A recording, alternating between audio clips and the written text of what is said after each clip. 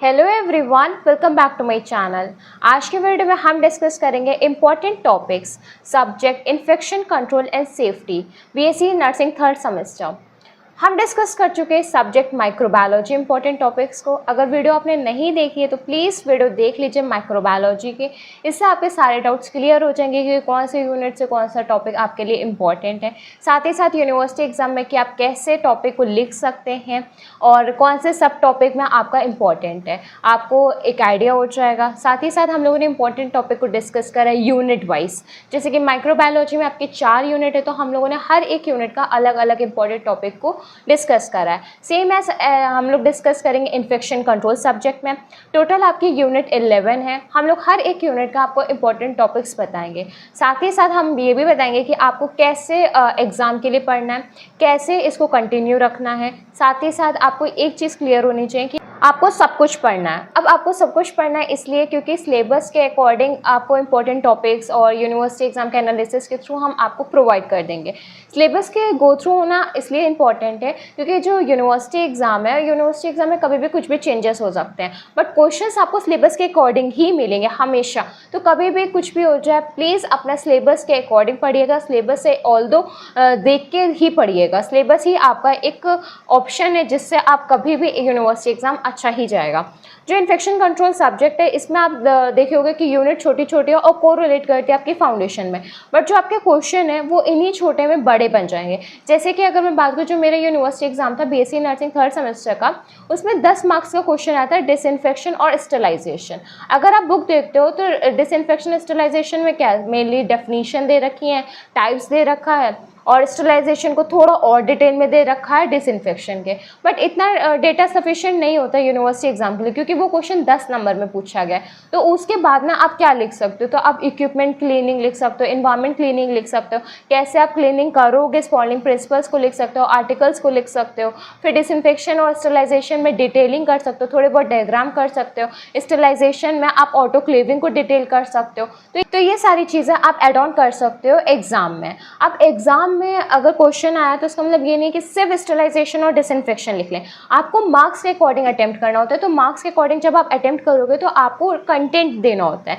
अब सबसे best option ये होता है कि जिस टॉपिक आए, जो भी टॉपिक आया वो किस यूनिट का है, उस यूनिट का थोड़ा थोड़ा कंटेंट लेके आप एड ऑन कर दीजिए। अब जैसे कि हॉस्पिटल एक्वायर्ड इन्फेक्शन आया और अगर आपको उस टाइम पे जो बंडल अप्रोच है नहीं याद आ रही है, तो थोड़ा बहुत आप हॉस्पिटल एक्वायर्ड इन्फेक्शन का कोरिलेट कर सकते हैं। एटलीस्ट आप उसके रूट्स बता सकते हैं, एटलीस्ट आप प्रिंसिपल बता सकते हैं, एटलीस्ट आप टाइप्स बता सकते हैं। तो कुछ नहीं से आपका कुछ मार्क्स सिक्योर हो जाएगा और आपका कंटेंट भी कॉपी में फिल हो जाएगा। तो ये तरीका होता है यूनिवर्सिटी एग्जाम में थोड़ा सा कोरिलेट करने का। आप इस तरीके से करेंगे तो आपका यूनिवर्सिटी एग्जाम और भी अच्छा आएगा। और ये इंपॉर्टेंट टॉपिक्स का आप रिवीजन ज़्यादा से ज़्यादा करिएगा, शॉर्ट नोट्स प्रिपेयर कर लीजिएगा, प्रैक्टिस करते रहिएगा एग्जाम तक। और जो स्टूडेंट सिर्फ पास होने के लिए पढ़ रहे हैं तो उनके लिए ये सफिशिएंट है। इंपॉर्टेंट टॉपिक्स को करके वो पास हो जाएंगे एग्जाम में। तो हम डिस्कस करेंगे unit wise. So without wasting our time, let us start. Infection control and safety subject unit 1 में आपका इंपॉर्टेंट टॉपिक है हॉस्पिटल एक्वायर्ड इन्फेक्शन। उससे आपको डेफिनेशन पता होनी चाहिए, sources, routes, types and prevention. फिर आपका आता है बंडल अप्रोच। बंडल अप्रोच में आपके 4 इंपॉर्टेंट है यूटीआई, एसएसआई, वीएई एंड क्लैब्सी।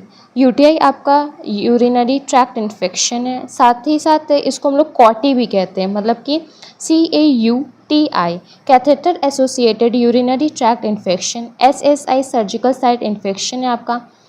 VAE आपका वेंटिलेटर एसोसिएटेड इवेंट्स है।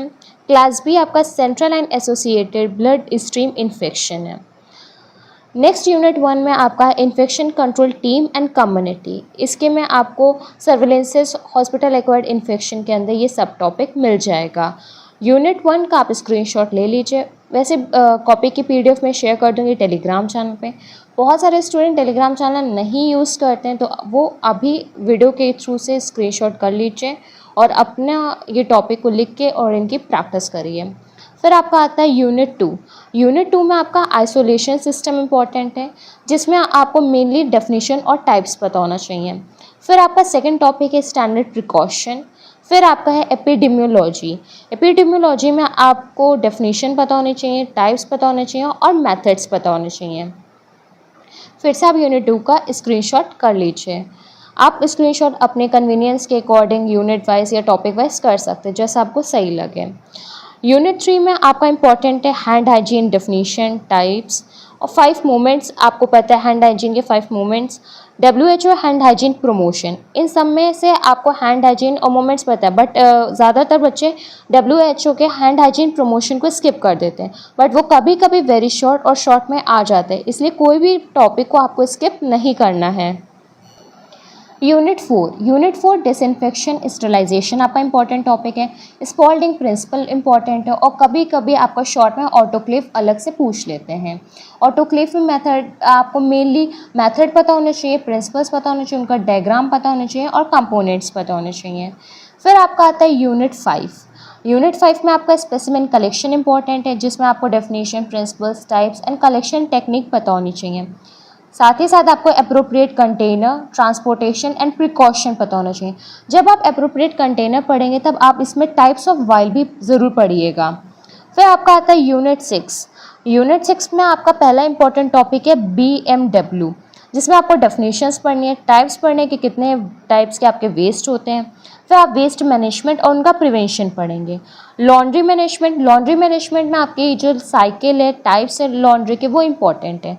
फिर आपका है BMW गाइडलाइंस में आपको वो पढ़ना जो 2017 में WHO ने दिया था, जैसे कि 10 कैटेगरी दी थी, 4 शेड्यूल्स दिए थे, कलर कोडेड कंटेनर्स दिए थे। कलर कोडेड कंटेनर्स का मतलब है कि आपको जो एनाटॉमिकल वेस्ट है वो येलो में करना है, रेड में प्लास्टिक करना है, ब्लू में आपकी ग्लासवेयर चीज़ें आएंगी, और यही चीज़ आपको कलर कोडेड कंटेनर्स में रखनी है। साथ ही साथ लेबल, अब साइटोटॉक्सिक ड्रग के लिए या फिर साइटोटॉक्सिक सेफ्टी के लिए अलग सिंबल होता है, बायो हजार्ड्स के लिए अलग सिंबल होता है, QR कोड भी आपको मिलता है।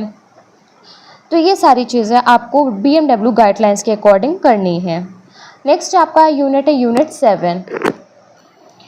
यूनिट 7 में आपके 2 इंपॉर्टेंट टॉपिक हैं। पहला है एंटी माइक्रोबियल रेजिस्टेंस, जिसमें आप डेफिनेशन और टाइप्स पढ़ेंगे। आपको इंपॉर्टेंस पता होने चाहिए एंटीबायोटिक स्टुवर्डशिप के। आपको प्रिवेंशन पता होना चाहिए MRSA and MDRO, methicillin resistant staphylococcus aureus आपका है MRSA। MDRO में क्या है, मल्टी ड्रग रेजिस्टेंट ऑर्गेनिज्म। फिर आपका आता है यूनिट 8 में आपका blood transfusion policy most important है। ये यूनिवर्सिटी एग्जाम में भी बहुत टाइम रिपीट हुआ है। आपको प्रिवेंशन पता होना चाहिए IV कॉम्प्लिकेशंस के, फॉल के और DVT के, ये आपके वेरी शॉर्ट में आ जाते हैं। फिर आपका RCA एंड कापा आपका वेरी शॉर्ट में दोनों में आ सकता है। इसमें रूट कॉज एनालिसिस होता है। RCA और कापा का फुल फॉर्म होता है corrective action and preventive action. फिर आपका है यूनिट 9 में आपके 7 गोल्स हैं। यूनिट 9 मेनली आपकी है इंटरनेशनल पेशेंट सेफ्टी गोल। इंटरनेशनल पेशेंट सेफ्टी गोल की अगर मैं बात करूँ तो इसमें मेनली आपके 7 गोल आते हैं, और ये 7 गोल आपके लिए इम्पॉर्टेंट हैं। फिर आपका आता है यूनिट 10 में आपको 5S पढ़ना है, सॉर्ट, सेरी, इस टाइप के आपके हैं। फिर आपको हैजमेट पढ़ना है, जिसमें आपके टाइप्स ऑफ स्पिल आते हैं और स्पिलेज मैनेजमेंट आता है। इससे क्वेश्चन यूनिवर्सिटी एग्जाम में आते हैं, तो हैजमेट को आप बिल्कुल भी स्किप मत करिएगा। और जो आपका 5S है वो आपका वेरी शॉर्ट में पूछ लिया जाता है। फिर आपको सेफ्टी पता होनी चाहिए, जैसे लेज़र सेफ्टी में क्या करते हैं, रेडिएशन सेफ्टी में क्या करते हैं, फायर सेफ्टी में क्या करते हैं, ये भी वेरी शॉर्ट में क्वेश्चन रिपीट होता है। इमरजेंसी कोड्स आपको बहुत हेल्प करेगा MCQ सॉल्व करने में।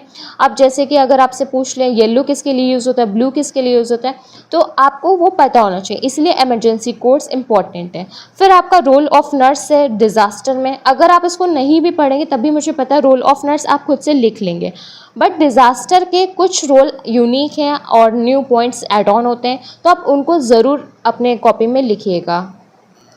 नेक्स्ट यूनिट और लास्ट यूनिट है आपकी यूनिट 11 में आपका इंपॉर्टेंट है निडल स्टिक इंजरी में ही आपका प्रिवेंशन आ जाएगा और आपका PEP आ जाएगा, मतलब कि पोस्ट एक्सपोजर प्रोफाइल एक्सेस।